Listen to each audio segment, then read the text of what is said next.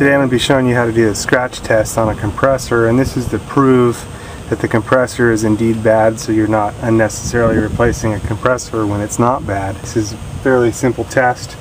What you want to do is go ahead and pull your disconnect and then discharge your capacitor, touching only the insulated portion of the screwdriver, bridging the leads. I think a good practice just to go ahead and discharge all the capacitors. I've got a video showing how to secure a dangling capacitor, make this a little safer. Anyway, then what you want to do is go ahead and disconnect all the leads to the compressor, noting where they go. I pretty much know my system's common is black, red is for run, and yellow for start on the S, but if you need to write this down, go ahead and write it down or take a picture so that you can remember. Then go ahead and pull your leads off.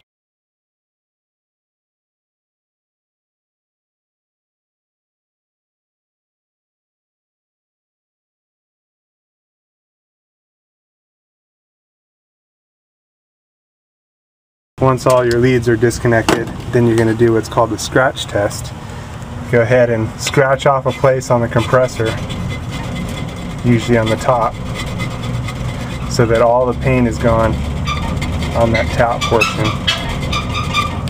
And then what you're going to do is set your voltmeter to ohms. So I've got my voltmeter here and setting it to ohms. Verify that your voltmeter is working properly by touching both of the leads together like so.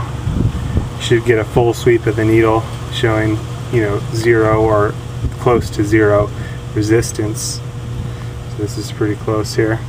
Then what you're going to do is go ahead and put one lead on your common terminal or any of the terminals, and then the other lead you're going to put on the space that you scratched off on the top of the compressor. And you're going to go to each of the leads testing. What you're doing is making sure that a wire hasn't ground out on the compressor. And this one is showing that nothing's wrong here. I'll try to get you a different view of this here.